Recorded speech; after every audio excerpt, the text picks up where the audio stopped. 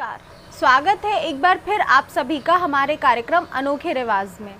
यहाँ हम बात करते हैं हमारे देश की कुछ अनोखी परंपराओं और प्रथाओं के बारे में।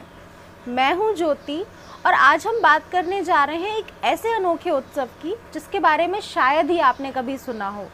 ये अपने आप में एक अनूठा उत्सव है। आज हम बात करने जा रहे हैं हमारे समाज के अभिन्न अंग किन्नर समुदाय में होने वाले सबसे बड़े उत्सव कूवागम उत्सव की। इसमें सभी किन्नर एक साथ शादियां करते हैं और फिर अगले ही दिन विधवा हो जाते हैं। इस प्रथा का इतिहास भी उतना ही अनोखा है जितना कि इसको मनाने का तरीका। पौराणिक कथाओं में किन्नर समुदाय को एक अलग और दिव्य स्थान दिया गया है। हमारे समाज में जहाँ सबके रीति रिवाज अलग अलग होते हैं, वहीं किन्नर समुदाय के रीति रिवाज भी काफ़ी अलग और हटकर होते हैं। ऐसा ही एक रिवाज है तमिलनाडु के एक गांव कूवागम में। यहाँ एक ऐसा त्यौहार मनाया जाता है जिसमें सभी किन्नर बढ़ चढ़कर हिस्सा लेते हैं। तमिलनाडु के विल्लीपुरम के कूवागम गांव में भगवान इरावन, जो कि कथित तौर पर अर्जुन और नाग कन्या उलूपी के पुत्र थे, उनके लिए एक विशेष उत्सव का आयोजन किया जाता है। इस उत्सव में सभी किन्नर उनसे विवाह करते हैं और अगले ही दिन वैधव्य धारण करते हैं। सुनने में काफ़ी अजीब लगता है ना? दरअसल पौराणिक कथाओं में मान्यताएं ऐसी हैं कि महाभारत के युद्ध से पहले एक भविष्यवाणी हुई थी जिसमें कहा गया था कि पांडव ये युद्ध हार जाएंगे।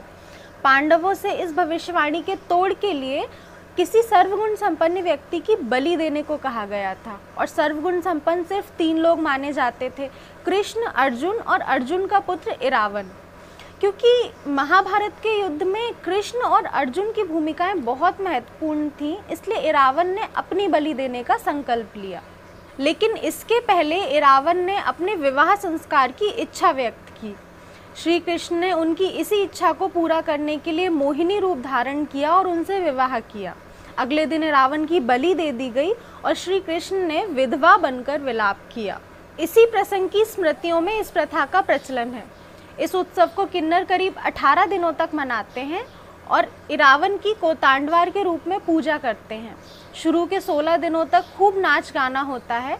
यहाँ तक कि किन्नरों के लिए ब्यूटी कॉन्टेस्ट का भी आयोजन होता है जिसमें बड़े मज़ेदार कॉम्पिटिशन्स होते हैं। 17वें दिन सभी किन्नर सज धज कर मोहिनी रूप में तैयार होते हैं और इरावन को अपने पति के रूप में चुनते हैं। यहाँ पंडित उन्हें एक धार्मिक रक्षा धागा बांधते हैं। इसके बाद भगवान इरावन से उनकी शादी होती है और वे उनकी मूर्ति लेकर पूरे शहर में घुमाते हैं। 18वें दिन वे सभी अपना मंगलसूत्र तोड़ देते हैं और मंदिर के पुजारी उनकी चूड़ियाँ तोड़कर उन्हें वैधव्य धारण कराते हैं। अगले 10 दिनों तक वे सभी सफ़ेद साड़ी पहनकर वैधव्य रूप में लोगों की सेवा करते हैं।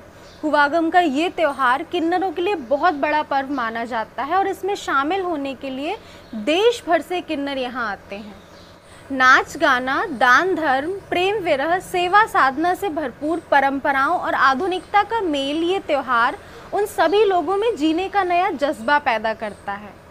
मुझे पता है इस उत्सव के बारे में जानकर आपको भी उतनी ही हैरानी हुई होगी जितनी कि मुझे हुई थी।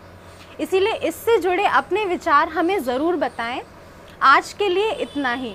मिलेंगे फिर अगले रविवार को किसी और रस्म या प्रथा के साथ। अगर आपको हमारा शो पसंद आए तो हमारा चैनल ज़रूर सब्सक्राइब कीजिए और अगर आप जानते हैं किसी अनोखे रिवाज या प्रथा के बारे में तो हमें ज़रूर बताइए।